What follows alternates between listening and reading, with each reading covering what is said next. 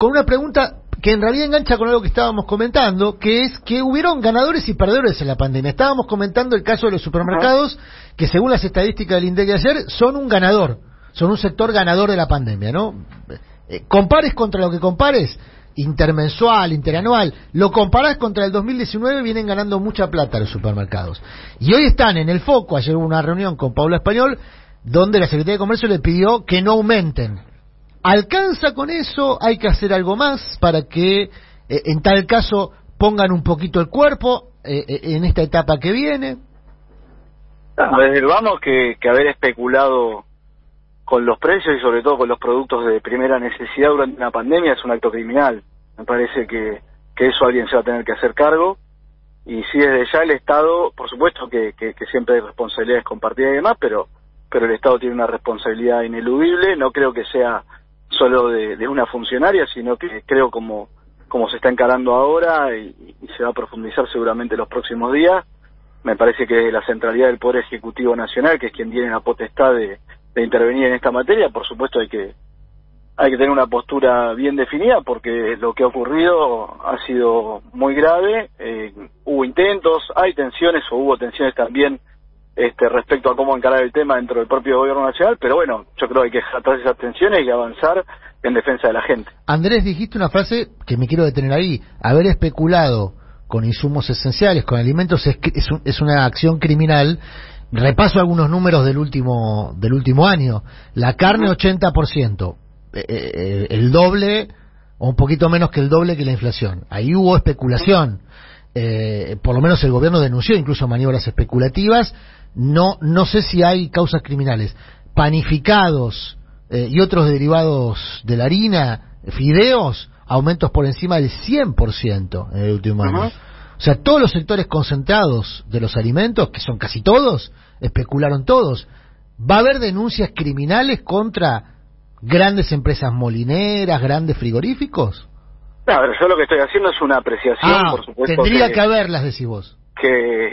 Claro, sí, a ver, digo, uno dice lo que piensa y lo que ve en la calle. Cuando nosotros, y sobre todo si vemos el esfuerzo que ha hecho el Estado a nivel nacional, provincial, a nivel municipal, el esfuerzo que hacen las organizaciones comunitarias, en el caso nuestro, hoy con una inversión de 8.000 millones de pesos mensuales para el servicio alimentario escolar de la provincia, que le da desayuno y almuerzo y merienda en muchos casos a 2.032.000 chicos y chicas, pero bueno, todo ese esfuerzo tiene que también tener una contraparte respecto a aquellos que especulan con los precios de los alimentos o de los productos esenciales. Creo que ese debate hay que ponerlo arriba de la mesa en la Argentina, y que se tenga que hacer cargo, el que se tenga que hacer cargo.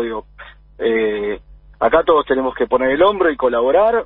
Seguramente el gobierno ha tenido una actitud declamativa durante mucho tiempo y con eso no alcanzó. Me parece que cuando el diálogo no funciona, nosotros no nos podemos quedar cruzados de brazos, y si no hay consenso, nosotros tenemos que ponernos del lado de la gente. Estamos hablando con Andrés Cuervo Larroque. Andrés, muy buenos días, gracias por atendernos. Del resultado electoral surge, entre otras cuestiones, de las PASO, que muchos no fueron a votar. Y muchos que no fueron a votar, hay un estudio también bastante profundo sobre eso, son de los sectores populares, que no fueron a votar en las primarias. Primero, ¿ustedes tienen detectado eso? De que parte y sectores populares que tienen la afinidad a votar al peronismo, al kirchnerismo, al frente de todos en este caso, y que venían de votar al frente de todos en el año 2019. Primero, ¿ustedes tienen detectado esto? ¿Y qué están impulsando, qué medidas están impulsando para incentivar que los que no fueron a votar vayan a hacerlo? ¿Andrés? Hola, Andrés. Me parece que Bueno, vamos a tratar de retomar el contacto. Interesante lo que estabas planteando, porque hay un informe, como vos decís, donde incluso hay un detalle de cómo fue el drenaje electoral del Frente de Todos en las barriadas populares. Sí, vamos a estar hablando, dicho sea paso, con la autora de una muy buena nota, que es Alejandra Dandam, vamos a hablar más tarde, donde habla sobre la segmentación del voto y la migración de votos populares, y qué es lo que pasó en las barriadas más populares del área metropolitana, que no fueron a votar. Así que retomo la pregunta, Andrés, buen día. se enojaron los supermercados y nos cortaron. No, sí, claramente los mapas, digamos, que nosotros tenemos por circuito, los mapas de calor, ¿no? Viendo dónde hubo más y menos asistencia, claramente se da que en los lugares más proclives a acompañar al peronismo o al Frente de Todos hay menor asistencia. También hay otra cosa que detectamos, es que en muchos casos estuvo la intención de ir a votar, pero la complejidad del sistema y los protocolos también generó, bueno, cierta deserción por las largas colas y demás. Bueno, son todas situaciones que hay que poder resolver, y en el caso de lo que estamos pensando y demás, desde ya que hay que volver a motivar a nuestro electorado. Yo creo que también la elección nos agarró en un momento, en un tránsito complejo, que es una situación en la cual la pandemia no terminó y la recuperación tampoco comenzó de una manera tan contundente, y en ese impas nos tocó el proceso electoral, amén de lo que ya hemos advertido a fines del año pasado. Ustedes lo estaban charlando antes. Creo que una caracterización demasiado optimista por parte del área económica del gobierno nacional respecto a cómo nos iba a encontrar el 2021, y eso también se hizo sentir. Es la gran justificación que hizo públicamente Martín Guzmán, recuerdo yo, en una entrevista que hizo con el periodista Gustavo El Gato Silvestre en la señal C5N, donde anunció públicamente de que no iba a haber IFE porque todavía la segunda ola no se sabía si iba a llegar. Estábamos hablando de fines del año pasado, y que entre otras cosas que el crecimiento tenía que ver con la recuperación del año 2021, que hubo una recuperación, hay que decirlo, pero no de la velocidad o el volumen como para recuperar el ingreso y demás. Esa discusión está latente de alguna manera y fue saldada con el resultado electoral y con la carta de Cristina Fernández, de alguna manera. Porque... Sí, la discusión está, por supuesto ahora viene el debate del presupuesto, también creo que en ese punto se va a notar seguramente también los puntos de vista, y no hay que tener miedo, porque lo peor que a mí me hubiera preocupado que nosotros, después de este resultado electoral tan elocuente, hubiéramos seguido jugando a las escondidas o con ciertos niveles de hipocresía. ¿Había hipocresía en la discusión?